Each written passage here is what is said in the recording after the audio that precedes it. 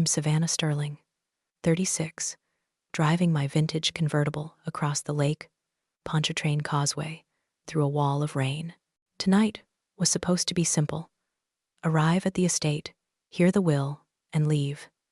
Suit pressed, nerves steadied, but when my foot hit the brake, it found nothing but empty air. No resistance, just the snap of a cut line. At 60 miles an hour, I realized my family didn't just want me disinherited, they wanted me erased. So I made a choice. I wasn't going to the hospital. I was going to the funeral. Before I tell you what my mother's face looked like when the dead daughter walked into the parlor, drop a comment telling me where you're watching from and what time it is. I want to see how far this story travels. To understand why my mother tried to kill me, you have to understand the architecture of the Sterling family. We lived in the Garden District of New Orleans, in a mansion that smelled of jasmine and old money, but the foundation was rotten long before I was born.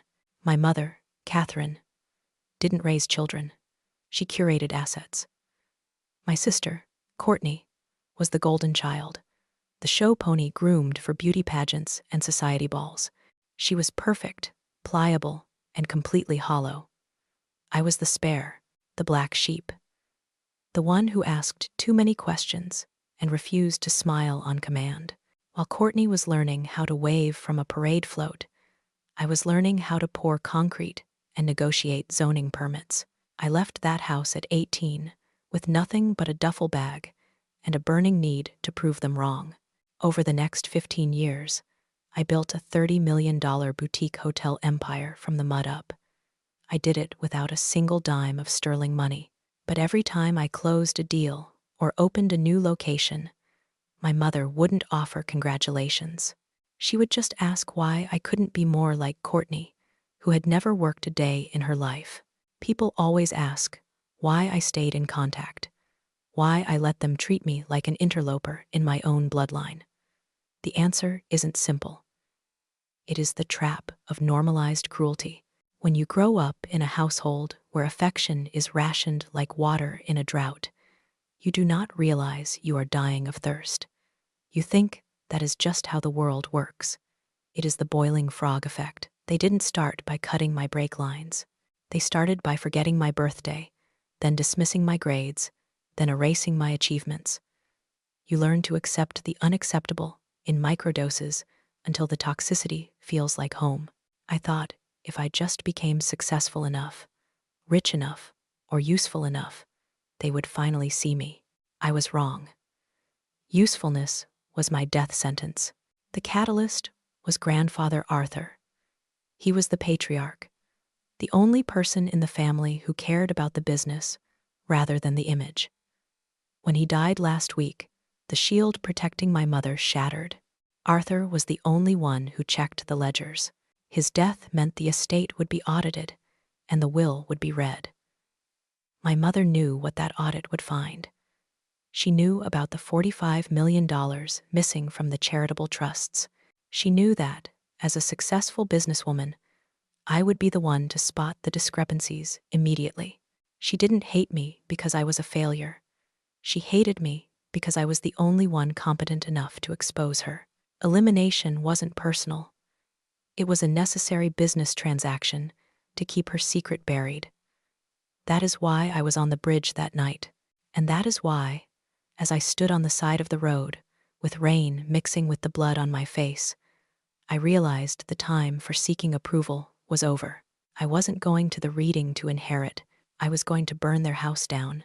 I parked my rental car at the edge of the crushed shell driveway, leaving the wreckage of my convertible for the police to find on the bridge.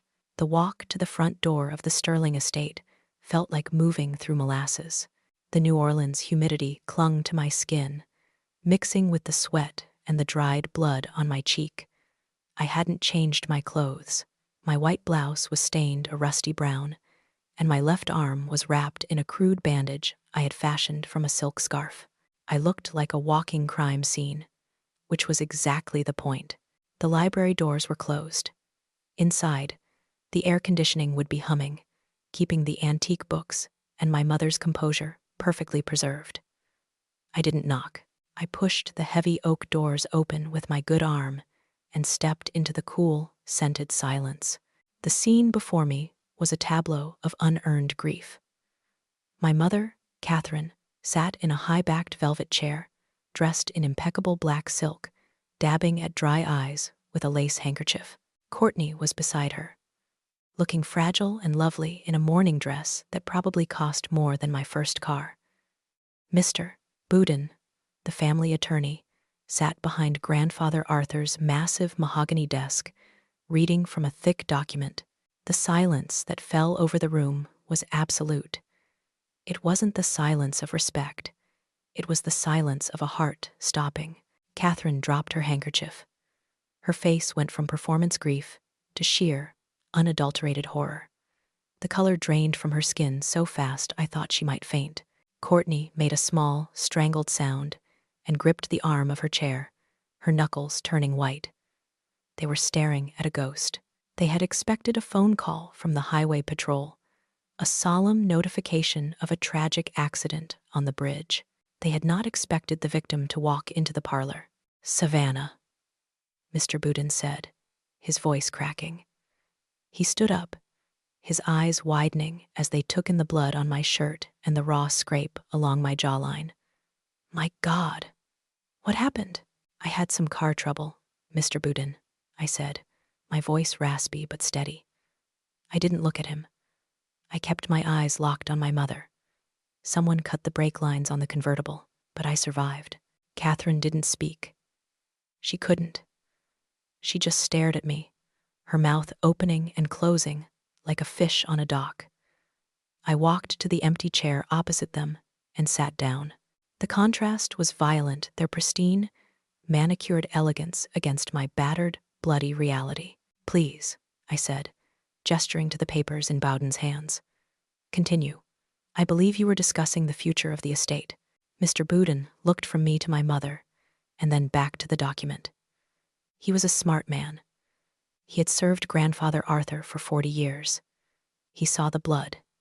He saw the terror in Catherine's eyes, and he remembered the instructions Arthur had given him in strict confidence just 2 weeks ago. He slowly set down the standard, while he had been reading the one that left the entire estate, the mansion, and the controlling shares of Sterling Hospitality to Courtney.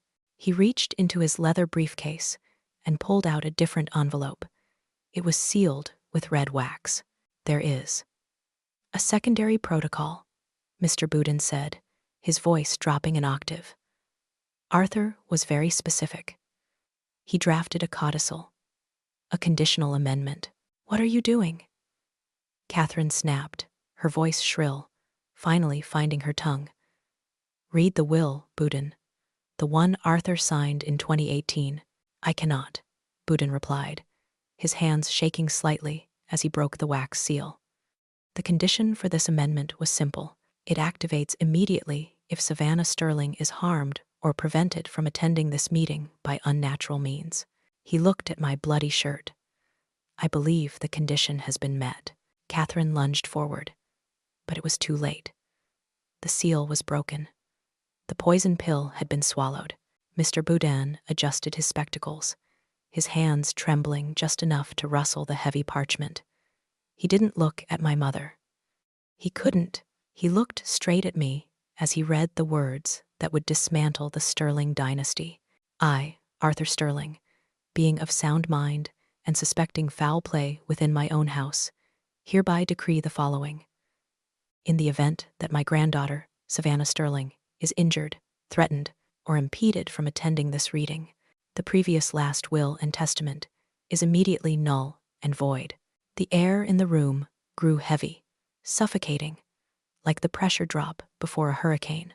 "Effective immediately," Boudin continued, his voice gaining strength, "the entirety of the Sterling estate, including the Garden District Manor, the investment portfolios valued at $100 million, and the 51% controlling interest in Sterling Hospitality, shall bypass the natural line of succession. All assets remain the sole property of Savannah Sterling. $100 million. The number hung in the humid air between us. For a heartbeat, Nobody moved. Then Catherine shattered. It wasn't a scream. It was a guttural, animalistic sound of pure rage. She didn't look at the lawyer. She lunged across the gap between our chairs, her manicured claws reaching for my face. "You did this," she shrieked, her mask of high society elegance disintegrating into something feral. "You ungrateful, manipulative little wretch. You hurt yourself just to steal what belongs to Courtney." I didn't flinch. I didn't even blink. I sat there, smelling the copper scent of my own drying blood, and watched her unravel. This was the woman who had demanded perfection from me for 36 years, now reducing herself to a tantrum in front of the family attorney. "Sit down, mother," I said, my voice cold and flat, "or I will have security remove you from my house." My house. The words hit her like a physical blow. She froze, her chest heaving, realizing the power dynamic had not just shifted, it had inverted. She was no longer the queen of the Garden District. She was a trespasser. Courtney was sobbing now, a soft, pathetic sound. "Mom, please," she whimpered. "Please stop. Don't you speak to me." Catherine whipped around, turning her venom on her favorite child. "You let this happen. You were supposed to be the future." But the escalation wasn't finished. The heavy oak doors of the library swung open again. But this time, it wasn't a servant with tea. It was 2 uniformed officers from the New Orleans Police Department, their rain slickers dripping onto the antique Persian rug. Behind them stood a detective I recognized from the news, Detective Landry. "Excuse the intrusion," Landry said, his eyes scanning the room before landing on the bloody bandage on my arm. "We received a call from the mechanic towing a vehicle off the causeway. He found something interesting. The hydraulic lines weren't frayed. They were cut, clean, with wire cutters." Catherine stiffened, her back straightening into a rigid line of defiance. She thought she was untouchable here, protected by the walls of her mansion and the weight of her name. "This is a private family matter," Catherine hissed. "Get out." "Attempted murder isn't a family matter, Mrs. Sterling," Landry replied, stepping further into the room. He didn't walk toward Catherine. He walked toward the weeping woman in the mourning dress. "Courtney Sterling," the detective said, pulling a pair of handcuffs from his belt. "We found a receipt for industrial wire cutters in your vehicle's glove box during the tow. We need you to come with us." The silence that followed was louder than the storm outside. Courtney looked up, her eyes wide and vacant, like a doll whose string had been pulled too tight. She didn't look at the police. She looked at our mother, begging for permission to speak, begging for a way out. But Catherine didn't look back. She stared straight ahead, her face a mask of stone, already calculating, already cutting her losses. And in that moment, I realized the horror hadn't ended on the bridge. It was just beginning. The click of the handcuffs was small, metallic, and final. Courtney didn't fight. She just slumped, her spine giving way under a weight I hadn't seen until that moment. The officers were reciting her rights, but she wasn't listening. Her eyes found mine, and for the first time in 33 years, the mask of the perfect debutante was gone. There was nothing behind it but terror. "I had to," she whispered, her voice a jagged shard of glass. "He has Madison." I froze. Madison, my 7-year-old niece. The family narrative was that she was at an equestrian camp in the hill country. "Who has her?" I demanded, stepping closer, despite the officer's hand raised to stop me. "Curtis," she choked out. "Uncle Curtis. She isn't at camp. She is at Serenity Hills." Serenity Hills. The name made my blood run cold. It wasn't a camp. It was a high-end juvenile psychiatric facility on the North Shore, a place where wealthy families stashed inconvenient children to avoid scandals. And it was owned by a private equity firm controlled by our Uncle Curtis, the man who had always been the family's shadow. The realization hit me with the force of a physical blow. The sabotage wasn't just about greed. It was coercion. My mother and uncle hadn't just corrupted Courtney, they had weaponized her motherhood. They had taken her child hostage to force her to kill her sister. I looked at Courtney, really looked at her, and the anger that had been fueling me since the bridge began to curdle into something colder and more tragic. I had always envied her. I had hated her for being the chosen one, the golden child who got the praise, the dresses, the love. But standing there, watching her weep for a daughter she couldn't protect, I saw the truth. Being the golden child wasn't a gift. It was a curse. I was the black sheep, which meant I was neglected, yes, but I was also free. I had been forced to build a spine, a self, a life outside their orbit. Courtney had been consumed. Our mother had hollowed her out, stripped away her autonomy, and filled the empty space with obedience until she wasn't a person anymore, just an extension of Catherine's will. She had never developed the muscles to fight back because she had never been allowed to struggle. She wasn't the villain of this story. She was the first victim. I didn't want you to die, Courtney sobbed as they led her toward the heavy oak doors. But they said, if I didn't stop you, Madison would never come home. Where is she exactly? I asked, my voice sharp, cutting through her hysteria. Ward 4, she gasped. Restricted access. Please, Savannah, please. The officers guided her out into the rain. I watched the squad car lights flash against the ancient oak trees, painting the driveway in strokes of violent red and blue. My mother was still in the library, probably already calling her lawyers, calculating her next move. She didn't care that her daughter was in handcuffs. She only cared that the plan had failed. I turned to Detective Landry, who was watching me with a calculated expression. My niece is being held against her will in a medical black site, I said. We aren't done here.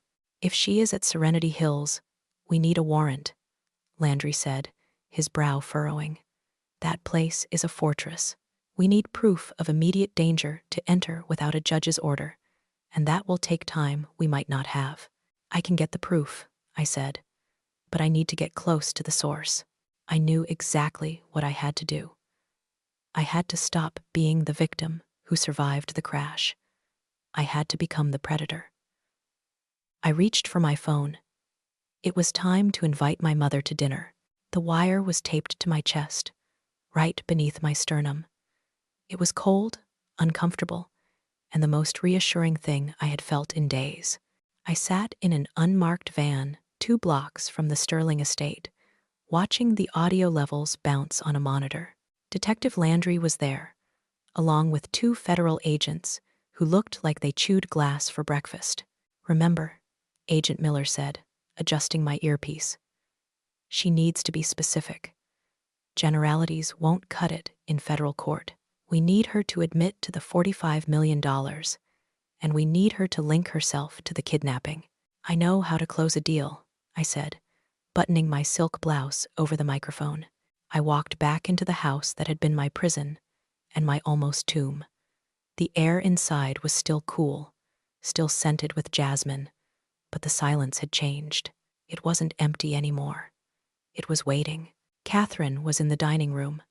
She had set the long mahogany table for 2, an intimacy that felt more threatening than a loaded gun. She looked impeccable, her face composed, the earlier hysteria locked away behind a wall of foundation and hairspray. Savannah, she said, gesturing to a chair. Thank you for coming. I think we were both overly emotional earlier. I want to talk business, Mother, I said, sitting down. I didn't touch the wine she poured. Courtney is in custody. The police are asking questions about the brake lines. If we don't get ahead of this, the stock price for Sterling Hospitality will tank. I need to know the exposure. I saw the flicker in her eyes. Interest. She didn't understand love, but she understood damage control. She understood leverage. You always were the pragmatic one, she murmured, taking a sip of her Chardonnay. Unlike your sister. Courtney is weak. She panicked. She didn't panic, Mother. She was coerced. I know about Madison. I kept my voice flat. Professional. I know about Serenity Hills. If the feds find out you authorized a kidnapping to cover up embezzlement, they will freeze the assets. I can't protect the company if I don't know the scope of the theft. I leaned forward, offering her the bait she couldn't resist. My complicity. I'm not here to judge you. I'm here to save the legacy. How much is missing from the charitable trusts? Catherine smiled. It was a terrifying, triumphant expression. She thought she had finally broken me, not by crushing my spirit, but by corrupting it. She thought I was finally joining the family business of deceit. It isn't missing, Savannah. It was reallocated, she said, her voice smooth as velvet. 45 million. It was necessary. The overhead on the properties, the lifestyle. Your grandfather was too stingy. He didn't understand that maintaining the Sterling name costs money. And the brake lines? I asked, my heart hammering against the wire. Was that necessary too? It was a calculation, she said, shrugging slightly as if discussing a zoning variance. You were going to the reading. You would have seen the audits. You would have destroyed everything I built to satisfy some petty sense of morality. I couldn't let that happen. It wasn't personal, dear. It was asset protection. Asset protection, I repeated, feeling the bile rise in my throat. You tried to kill your daughter for a ledger entry. I tried to save this family. She snapped, her mask slipping for a fraction of a second. And I would do it again. But since you survived, perhaps we can come to an arrangement. You run the hotels. I manage the accounts. We keep Courtney quiet, and we keep Madison. I contained until she learns to behave. I stood up. I had what I needed. The audio levels in the van down the street would be peaking. I think that's enough, Mother, I said, my voice cold. Sit down, she commanded. We aren't finished. Oh, we are, I said, looking at the heavy oak doors behind her. We are completely finished. The doors burst open. Federal agents, don't move. Catherine's glass shattered on the floor. For the second time in a week, the color drained from her face, but this time there was no recovery. This time, there was only the cold, hard reality of steel handcuffs and the end of the Sterling reign. The dinner party ended not with dessert, but with federal indictments. The room swarmed with windbreakers and tactical gear. Agents secured the exits, while Detective Landry read my mother her rights. Catherine didn't scream. She didn't cry. She went rigid, her eyes locking onto mine with a hatred so pure it felt like radiant heat. You wire-wearing little traitor, she hissed as they pulled her arms behind her back. The steel cuffs clicked shut, echoing in the silent dining room. You think this makes you powerful? You think you are the head of this family now? I am the head of this family, I said, standing over her. And you are the past.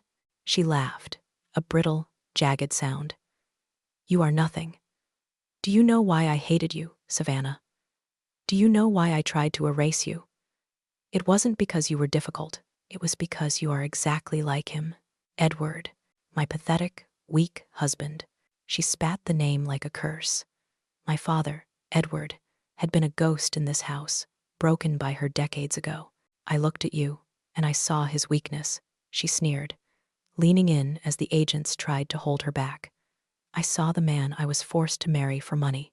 You aren't special. You are just a genetic echo of a man I despise. She thought this was her final weapon. She thought telling me I was my father's daughter would break me. She didn't know about the letter Mr. Boudin had handed me in the library, the final correspondence from Grandfather Arthur. I reached into my pocket and pulled out the folded parchment. I know, Mother, I said, my voice calm. Grandfather told me everything. He knew about the affair. He knew about Uncle Curtis. Catherine's face went slack. The venom drained away, replaced by sudden, stark terror. I am Edward's daughter, I continued, stepping closer. Which means I am the only legitimate heir to the Sterling bloodline. But Courtney, your golden child? She isn't Edward's, is she? The room went deathly quiet. Even the agents seemed to pause. She is Curtis's daughter, I said, delivering the truth that had been rotting under the floorboards of this house for 33 years. Grandfather Arthur ran the DNA tests 5 years ago. He knew you were sleeping with his brother. He knew Courtney was the product of that betrayal. That is why he created the poison pill. That is why he protected me. I leaned down, whispering the final blow into her ear. You didn't just try to kill me for money, Mother. You tried to kill the only real Sterling left in this house. You spent your whole life worshiping an image of perfection, and the only thing that was real was the daughter you tried to destroy. Catherine made a sound I will never forget, a choked, gasping sob of absolute defeat. She sagged in the agent's grip, her legs giving out. The narrative she had constructed, the lie of her perfect lineage, had shattered. Get her out of here, I said to Landry. They dragged her out into the rain, a broken woman in a ruined dress. I stood alone in the dining room, surrounded by the remnants of the meal we never ate. I looked at the empty chair where she had sat, reigning over us with terror for decades.